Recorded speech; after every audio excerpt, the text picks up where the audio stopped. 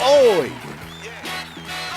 11:11 ang swerteng oras natin, mga kapatid. Yes, Yung masaya. natin na 11:11 talaga magsimula.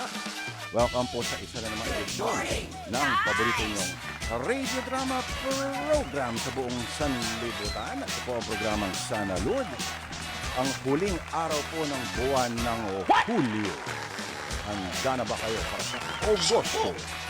Ito na, mga kapatid, ang ating kwento. Baka medyo hindi pa nag-aagahan. Saktong-sakto po ang ating kwentuhan. Anong ulam? Sa tagumpay ng anumang kainan, ang kailangan lamang ay isa at iisang putahe. Dahil kailangan mo magsimula sa isa. Isang obra mula sa iyong kusina. Sa sobrang sarap ay tatatak sa memorya at hahanap-hanapin Excellent. at babalik-balik ka nila.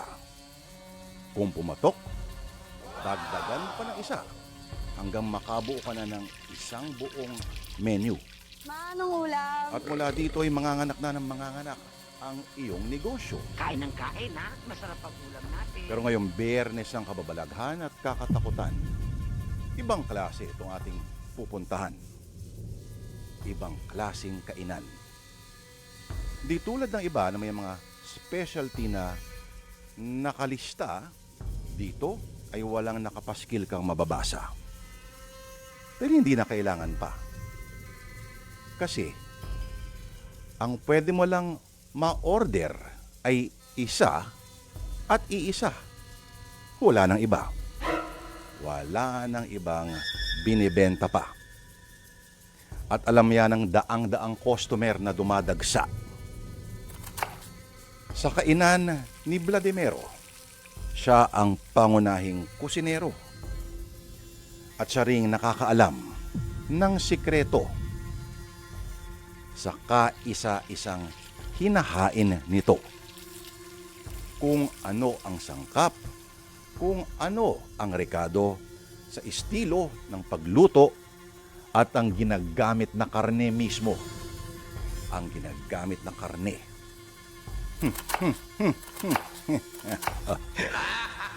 Simulan na natin, mga kapatid, ang sinulat na dula ni Krishna Senga tungkol sa masarap na putahe sa ibang klaseng kainan na pinamagatang kalderetang aswang.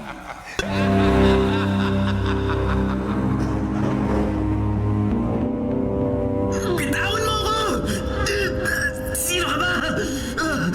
Pakawalan mo ako rito kung ayaw mo ubusin ang kawan ko. Patayin mo! Huwag ka nang pumalag, bata. Mas lalo lang iigpit yung lubid na may bahid ng katas ng gabi at asin. At para sa kaalaman mo, wala ka ng pamilyang babalikan dahil alam kong ikaw lang mag-isang gumagala rito sa sagingan para maghanap ng mabibiktima.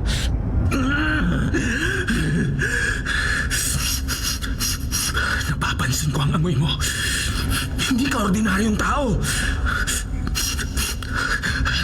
Anong gagawin mo sa akin? Papatayin mo ba ako? Papatayin? Masyado namang marahas ang salitang yan. Ang tamang tawag dyan ay ihahanda. Alam mo, swerte ako ngayong gabi. Noong isang linggo, medyo matanda at matigas ang nahuli kong aswang sa kabilang bayo. Inaabot kami ni Kael ng 4 na oras sa pagpapakulo para lang lumabot ng binti. Anong pinagsasabi mo? Pero ikaw, napakaganda ng laman mo. Bata ka pa, aktibo, at sariwang-sariwa ang mga kalamnan. Ang braso mo, panalong-panalo kapag ginawang adobo sa gata. Ang atay mo naman, siguradong malambot at hindi mapait. Napakasarap talaga nito. Natiti ako mag-uunahan ng mga customer ko sa Sabado kapag naamoy nila to. Kakainin niyo ako! Huwag pakiusap! Huwag!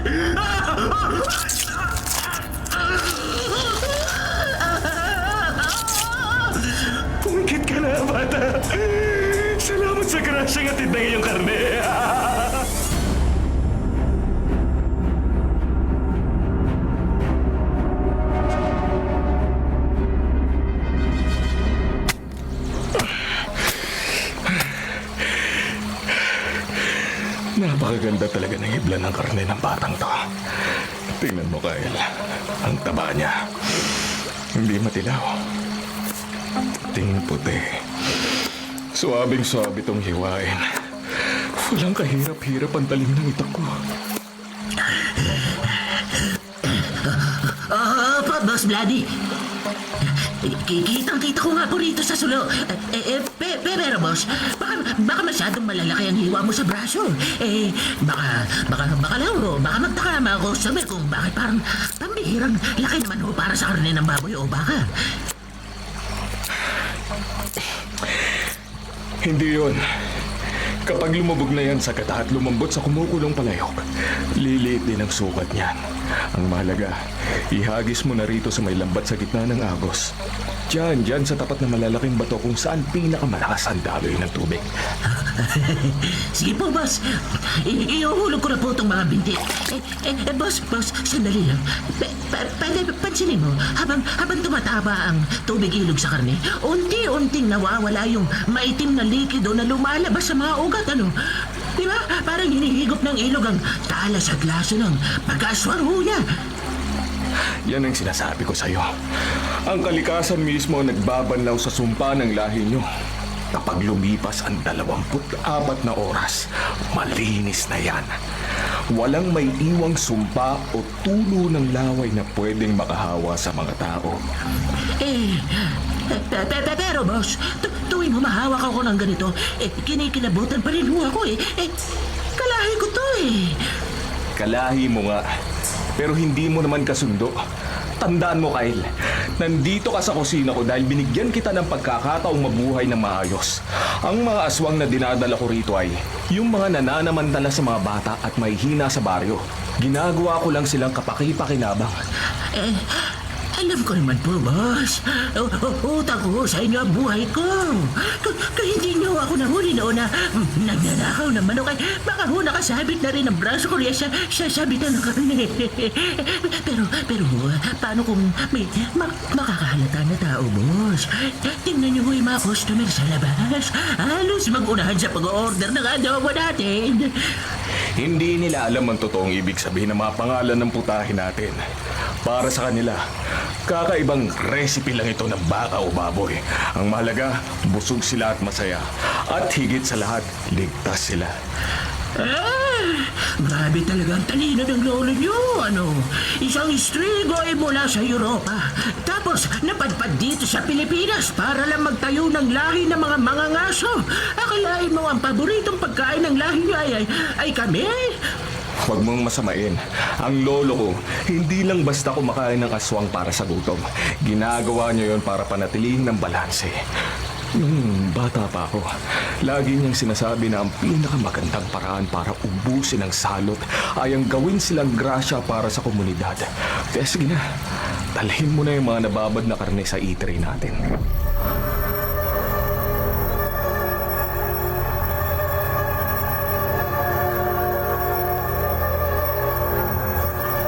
Hi guys! So andito na tayo ngayon sa pinakabagong trending na kainan dito sa probinsya. Walang pangalan ng signboard, walang menu sa pader, pero laging dagsa ang tao. At ang sabi-sabi, turo-turo lang kung anong parte ng karne gusto mo. Isang sikat na chef ang nagpapatakbo nito. Sir! Sir! Kayo po ba si Chef Vladimero? Magandang hapon. Oo, ako nga. Salamat sa pagbisita sa maliit kong kainan. Clarissa, tama ba? Napanood ka ang ilang video mo sa internet. Yes, Chef. Ako nga po. Grabe. Ang bango rito sa loob. Amoy luya, bawang at may kakaibang bango na hindi ko ma-pinpoint kung baka o kambing. Chef, totoo ba ang chismis na wala kayong menu at kung anong parte lang ng katawan ang sabihin ng customer? Yun ang iluluto nyo? Opo, totoo po yan. Dito kasi sa amin, naniniwala kami na ang karne ang pumipili sa kakain. Hindi ang kakain ang pumipili sa karne. Ano ba ang gusto mo para sa hapunan mo ngayon? Meron tayong sariwang braso, binti, at kung mahilig ka sa lamang loob, may bagong hango tayong atay. Wow! Ang astig ng tawag niyo, ah. Braso, binti, atay. Parang anatomy class lang. Sige nga, chef. Hamulin kita. Bigyan mo ako ng pinakamabentang putahe mo rito. Yung talagang dinarayo ng mga tao mula sa malalayong bayan. Kung ganun, ihahanda ko para sa'yo ang kalderetang binti. Malambot to dahil matagal kong pinakuluan at may natural na tamis ang sabaw dahil sa taba nito. Kaya maupo ka muna roon sa bakanting lamesa malapit sa bintana. Dadalhin ko yan sa loob ng 10 minuto. Sige po, chef. Isi-set up ko lang ang camera ko. Oh, guys, narinig niyo yan, ha? Kalderetang binti daw. Tingnan natin kung gaano kasarap ito. Kasalukuyan pong tinitingnan ng mga tao rito. Kung kumain, parang ngayon lang nakatikim ng karne. Ang sasarap ng subo nila. Excuse me, miss. Pwede bang makiupo rito sa lamesa mo? Puno na kasing ibang pwesto eh. Pero mukhang nag-video ka. Baka nakakaabala ko. Ay, hindi po. Sige lang po. Maupo kayo. Mas okay nga yan para may kasama ako sa video habang nagre-review ng pagkain. Ako nga po pala si Clarissa. Kayo po, regular customer ba kayo rito? Ako si Sonia. Hindi ako regular dito. Katunayan, pangalawang beses ko pa lang ito pumunta rito. May hinahanap lang kasi akong kakilala na balita ko huling nakitang pumasok sa lugar nito. Talaga po ba? Baka naman mahilig din siya sa masasarap na pagkain. Kasi, balita ko po, sikat talaga tong si Chef Vladimiro. Ayun na pala si Chef. Dalang pagkain ko. Oh, eto na ang kalderetang binti mo, Clarissa. Subukan mo habang mainit pa. At magandang hapon po sa inyo, Sonia. Ngayon lang kita uli nakita rito, ah. Oh, ano ang sayo? May natitira pa tayong adobo mula sa braso. Magandang hapon rin, Chef Vladimiro. Sige, bigyan mo ako ng adobo mula sa braso. Sige po. Gusto kong matikman kung gaano kagaling ang mga kamay mo sa paghiwa at pagluto ng karne. Wala pong problema. Sandali lang at kukunin ko ang sayo. Clarissa, sige na. Tikman mo na habang umuusok pa. Sige po, Chef. Guys, tingnan niyo to. Ang lapot ng sauce. Eto, titikman ko ng karne.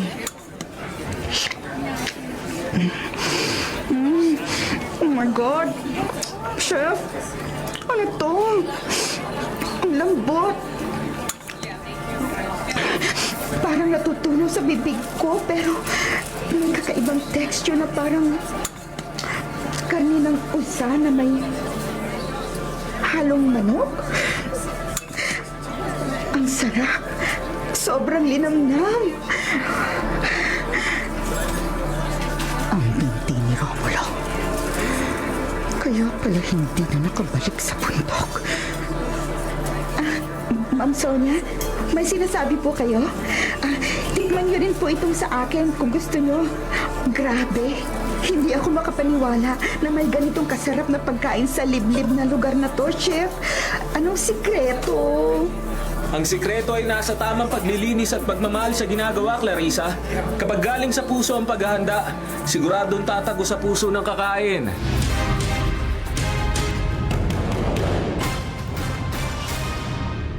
Cook from the heart, ika nga. Pag puso ang pinagmumulan ng pagluluto ng ulam, ang kakain, agad yang malalasahan. Saging lang ang may puso! Kung alam lang ng dalagang iyan ang katotohanan. Pero hanggang kailan kaya makakayanin ni Chef Vladimiro na panatilihing sikreto ang sangkap ng kanyang patok na kaldereta at adobo? Ngayong may isa nang nagsisimula ng magduda kung anong karne ang gamit niya.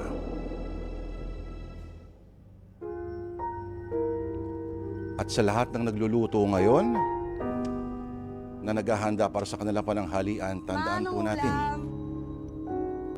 ang tinuro ng ating mga mommy. Diba? Always cook with feeling. Para bang pagluluto ni nanay dati. Tandaan palagi ang cooking ng ina nyo. Kikiam.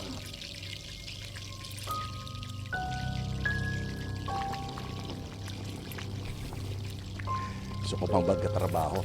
Mga kapatid, sa oras po na 11:27, welcome po sa isa na namang edisyon ng paborito niyong radio drama program na kayo po'y gugutumin. Ngayong Biyernes ng kababalaghan at kakatakutan. Welcome po sa isa na namang edisyon ng paborito niyong radio drama program na Sana Lord, mga It was a kapatid. buffet. Sana po ay swabe ang inyong Biyernes, mga kapatid. Bukas po, weekend. Thank God it's Friday. Salamat si Jesus at Biyernes ulit. Kung meron silang TGIF, meron tayong Shabu. Salamat Jesus at Biyernes ulit. Alright, mga kapatid, Lord Vera po ang inyong lingkod. At maaari rin tayong mapanood sa Facebook Live Broadcast at sa YouTube channel ng 105.92 FM, sa Signal TV Channels 1 and 19. Mga kapatid, naintindihan nyo na kung gaano kagagaling ang ating mga artista, lalong-lalo na si Ginong Alan Moya. Tatlo agad lang binosesan. Tatlong nag-uusap na lalaki. Mga kapatid, abangan po natin yan. Mas mapabibilid pa kayong mamaya. Dalawa lang sila. Pero parang buong universo ang ipipinta ng dalawang artista. Mga kapatid. Ang programang Sana Lord ay mambibitin muna. Babalik kami. Makalipas lamang po ang ilang paalala. Ma, anong ulam? Kain ng kain, ha? Masarap ang ulam natin. Get ready for a Wild West adventure.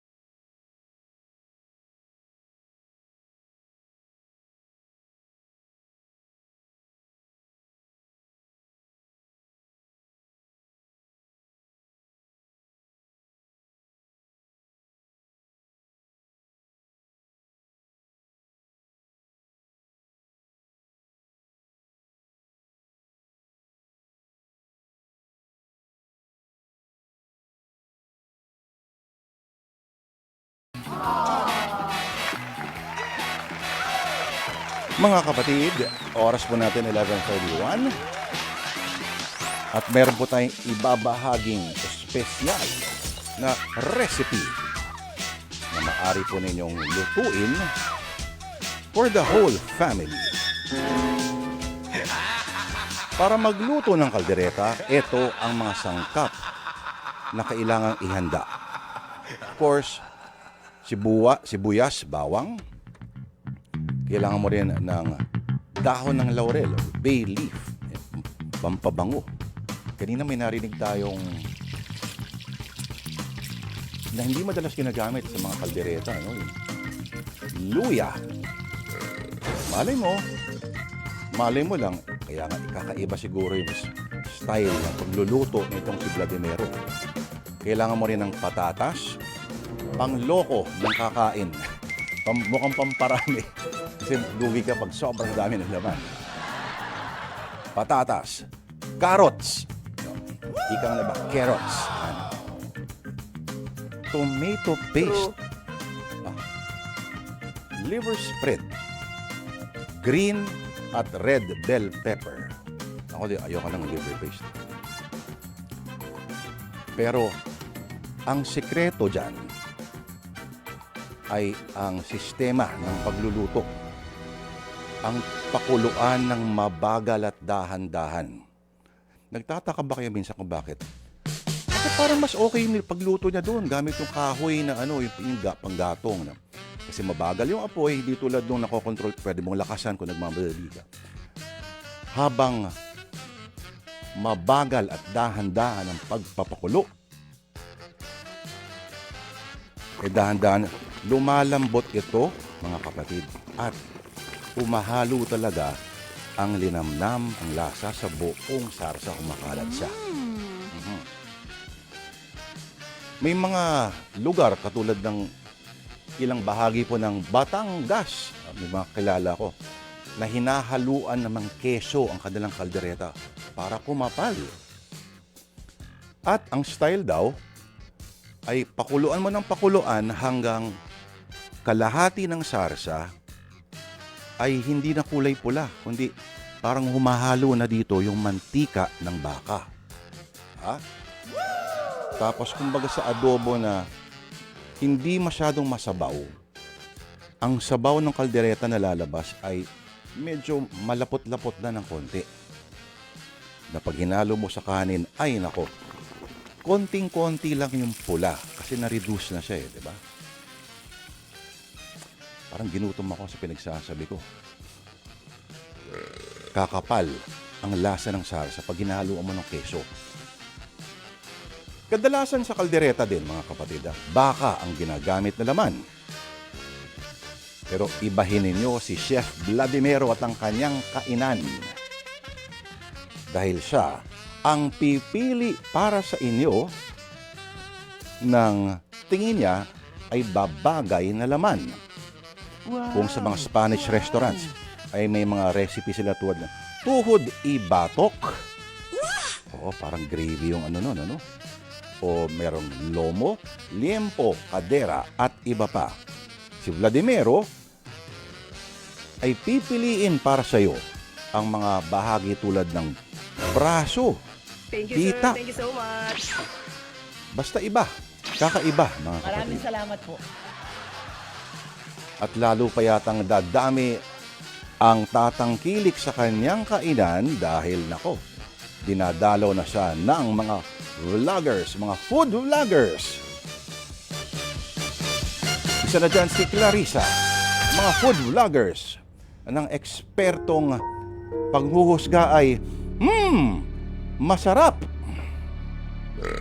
Ma, anong ulam?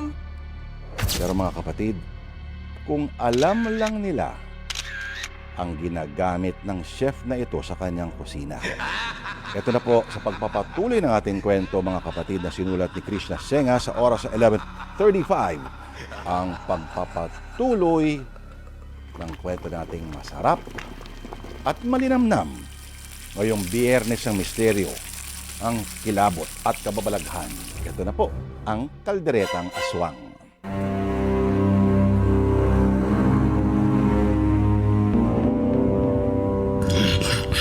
Boss Vladi, tapos na ho ako magligpit ng mga pinagkainan sa labas.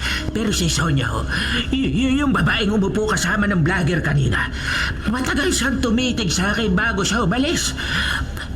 Boss, kinakabahan ho ako. Kilala ko ho ang amoy niya, hindi ho siya tao. Alam ko, Kyle. Kanina ko pa siya naamoy nung pumasok pa lang siya sa pinto. Si Sonia ay mula sa tribo ng mga aswang sa kabilang sapa. Ang hinahanap niya ay si Romulo, yung aswang na kumakain sa mga alagang hayop at pumatay sa anak ng magsasaka noong nakaraang linggo. Patay na tayo, boss. Alam niyo na si Romulo ang ginawa mo kaldereta na kainin ng vlogger. Di ako po, hindi tayo tatantanan nun. Marami sila sa tribo nila. Boss, pwede lang sugurin ang pwesto natin gabi-gabi. Minahon ka nga, Kael. Masyado ka marami mag-isip. Nakalimutan mo na ba kung ano ang pamilya ko? Ang lolo ko ay hindi natakot sa isang buong kawan na mga lobo sa Europa. Ako pa ba matatakot sa ilang aswang na pabalat bunga lang kung umatake? Boss, tatanong ko lang po bakit nga ba kailangan 24 na oras sa ilog? Ang alam ko kasi sa mga kwento na matatanda, kapag kumain ng tao ng karne ng aswang, magiging aswang din sila kapag naisali ng laway o dugo. Pero ang mga customer natin, ilang taon na kumakain dito, tao pa rin naman sila hanggang ngayon. Dahil ang sumpa ng aswang ay nasa itim na dugo na dumadaloy sa kanilang mga ugat habang sila ay buhay o bagong patay. Ang itim na dugo na yun ang nagdadala ng sumpa at sakit.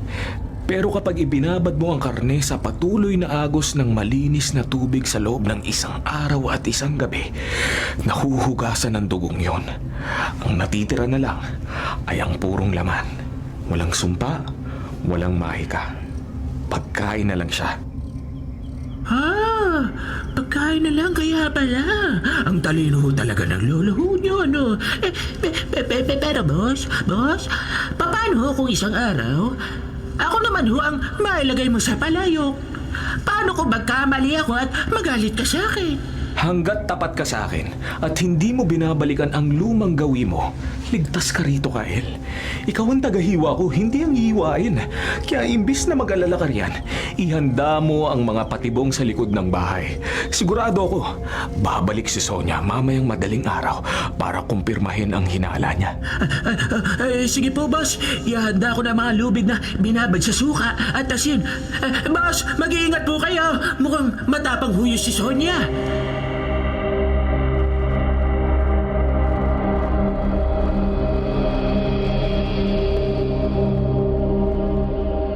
Vladimiro, akala mo ba hindi kong papansin?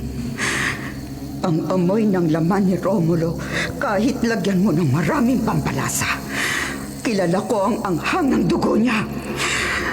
Ginagawa mong pagkain ng mga kalahi namin para lang sa mga hamak na taong ito.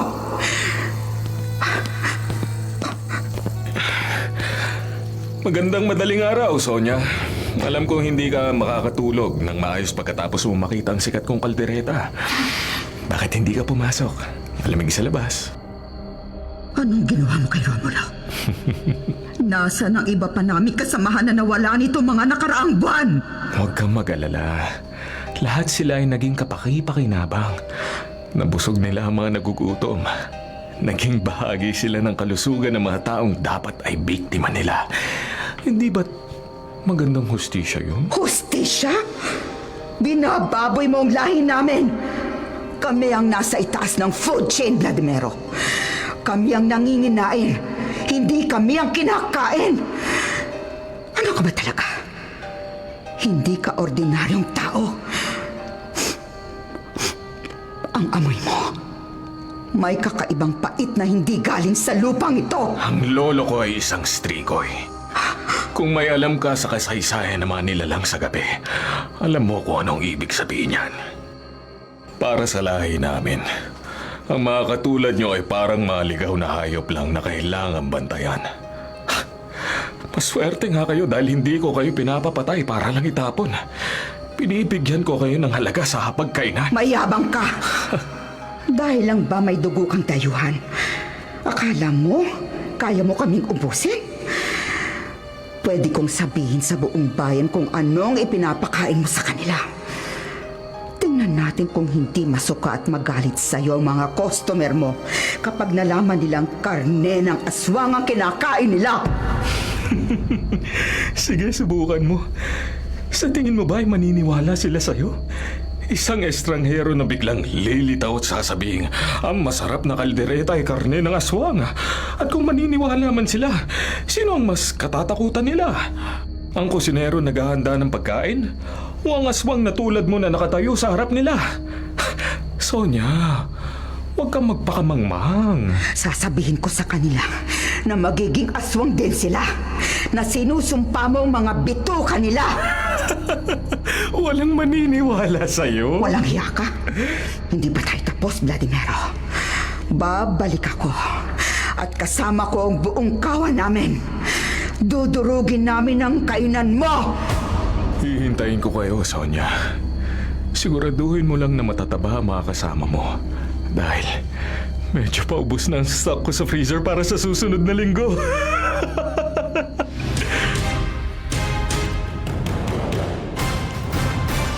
Cool na cool lang itong si Vladimiro at hindi natatakot sa lulusob na tribo. Imbis na masindak, ay masaya pang lintak. Dahil parang libre na ang delivery ng sariwang karne. At magkakaroon na rin siya ng bagong supply. Pero, siya pa rin ang kakatay. At ngayon, si Sonia at ang buong lahi ng aswang paghihiganti ang pakay. Sila kaya'y magtagumpay, mga kapatid, o lalo lang makakalibre sa delivery ng karne itong kakaibang si Chef Vladimiro. Mga kapatid, sa oras po na 11:43 ay mambibitin muna tayo. Magbabalik po ang sana Lord. Makalipas lamang ang ilang paalala.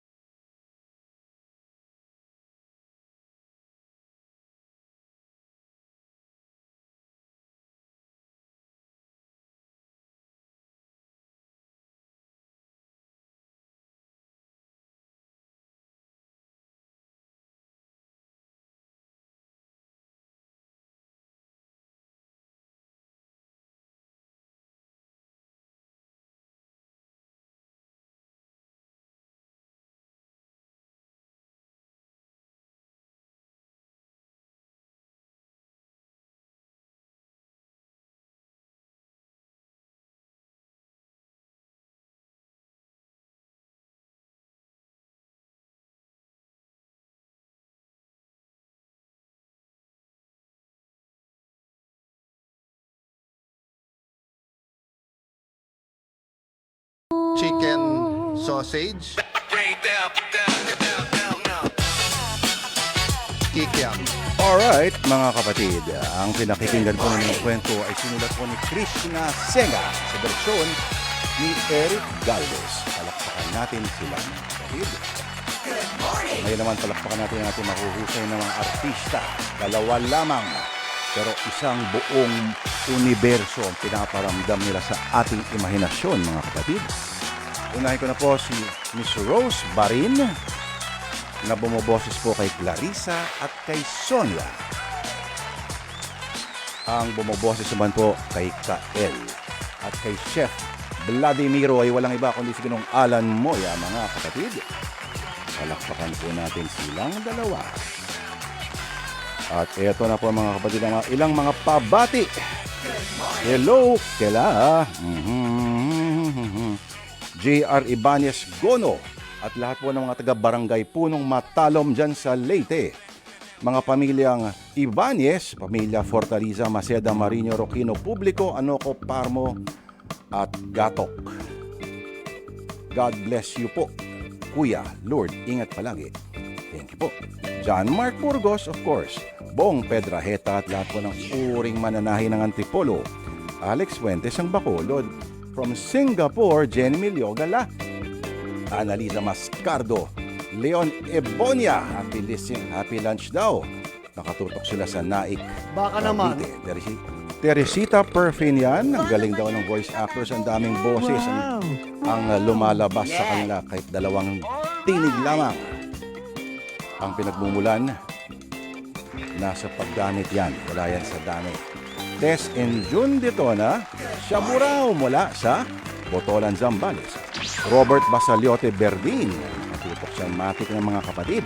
Shoutout daw sa mga taga RAC Wood and Metal Furniture, lalo na kay Jesus Bongkay na nagliliha. Pag-usahin mo ang pagliliha mo, ha? Jesus Bongkay. Emerk Cernero, nakaka-addict daw ang pakikinig ng programang Sana Lord. Alma Aranilio, salamat Jesus at Biyernes ulit. Maria Deche Casacop at kay Belinda Friles, good morning po. Praise the Lord. Alright, mga kapatid, nasa huling bahagi na po tayo ng kwento. Magsama-sama tayo muli sa Lunes. Alright? Sabi dati ni Paul McCartney, ang sikat, dating miyembro ng Beatles, at ngayon may kalalabas lang na naman ang album na nakalimutan ko na naman ang title. Gaya po ng ibang mga huli niyang mga nilabas. Na maalala pa rin natin mga kanta niya noon, mga Wings, ganyan, solo career niya. Sabi dati ni Paul McCartney na isang vegetarian, ano? Kung lahat daw ng katayan sa mundo ay salamin ang mga pader, ibig sabihin salamin, mga pader at bintana ay mga see-through. Lahat daw ng mga tao sa mundo ay gulay na lamang ang kakainin. Self-explanatory. Alam na natin kung bakit. Kasi kung malaman mo kung saan nanggagaling, kung paano napupunta ang biyahe ng karne mula sa slaughterhouse, mula sa farm, papunta sa iyong plato, abay titigil ka na kumain daw ng karne. At malamang ganyan din ang totoo sa mga customer ni Chef Vladimiro. Kung alam lang nila kung anong karne ginagamit niya. Kanina binanggit na sa hierarkiya ng kinakain at kumakain, madalas tao daw ang kinakain ng aswang, pero ngayon ay kabaligtaran. Pero may sinabi kanina isang karakter na totoong-totoo. Sa bawat ulam na kinakain mo, sabihin na lang natin na may isang nilalang, may isang hayop na isinuko ang kanyang buhay para mabuhay ka lamang. Kaya, ang pinakamagandang tribute sa hayop na yon ay ubusin ang lahat na nasa plato mo. Dahil may buhay na sinakripisyo at ang magagawa mo para bigyan ng parangal ito, dakilain ang kanyang pagkamatay, ay ubusin lahat yon. Huwag magtira, huwag sayangin na para bang wala lang. Alright mga kapatid, dahil kung laman mo, kung katawan mo ang kakainin ng iba, di ba gustuhin mong sairin ito ng aswang. Mga kapatid, kung ano ang maging madugong huling hapunan ng mga tauhan sa ating kwentuhan. Ang masasabi ko lang ay bon appetit. Ito na po ang huling bahagi ng sinulat ni Chris Lasenga na pinamagatang Kalderetang Aswang.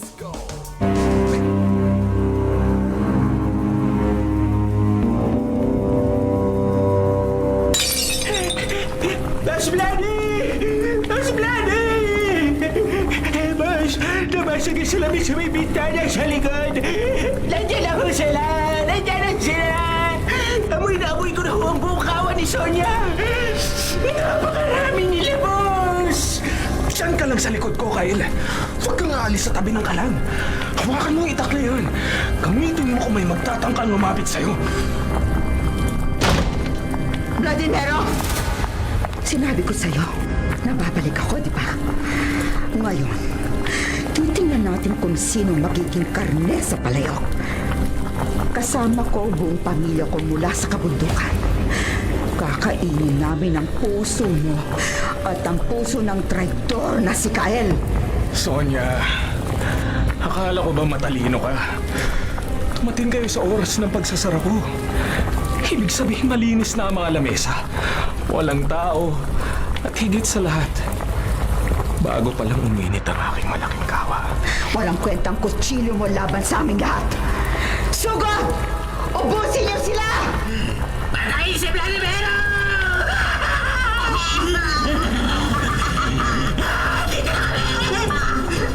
Hindi niyo ako mapapatay! Dahil ako ang mapatay sa inyo!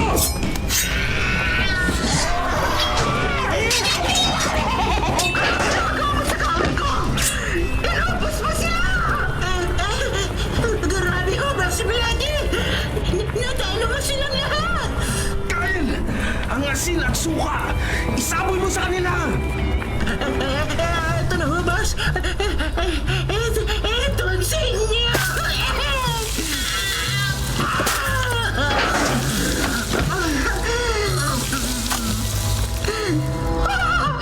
Renato!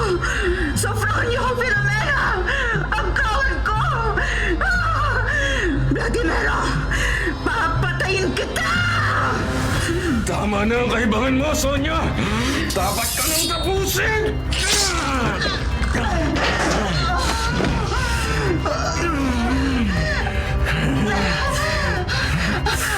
Ano tong time na to? Bakit hindi gumagana ang suot ko? Dahil ang kutsilyong ito ay pagmamayari pa ng lolo ko. Pilak na may halong bakal mula sa lupain ng Romanya. Ang bawat hiwa nito ay hindi lang pumuputol ng laman. Pumuputol din ito ng sumpa. Sinabi ko na sa'yo, Sonia. Kulang ang supply ko ng karne para sa susunod na linggo. Salamat dahil dinala mo sa akin ang buong kawan mo. Babayad ka! Vladimiro! Hindi ka magtatagumpay! Tama na, Sansan! Mamatay ka na!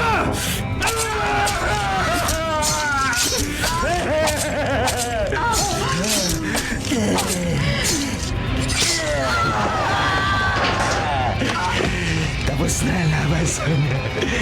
Kyle! Tulungan mo ako! Buhatin mo ang katawan ni Sonia at ng mga kasama niya. Dalhin natin agad sa sapa sa likod ng bundok. Kailangan magsimula na ang 24 na oras na pagbababad sa dumadaloy na tubig. May malaking event ang vlogger na si Clarissa sa Sabado. Kailangan natin ng maraming atay at braso. Boss! Ang dami naman ito. Grabe, boss! Boss Bloody, ang dami nito Sigurado mapupuno ang freezer ho natin ito. Para sa isang buwan. Mabuti na yan. Para hindi tayo lagi nagmamadali sa paghanap ng supply. Ayusin mo na rin ang bintana pagkatapos Bukas na umaga, regular na operasyon ulit tayo. Ang mga tao naghihintay ng masarap at malinis na pagkain. At tayo ang magbibigay nun sa kanila.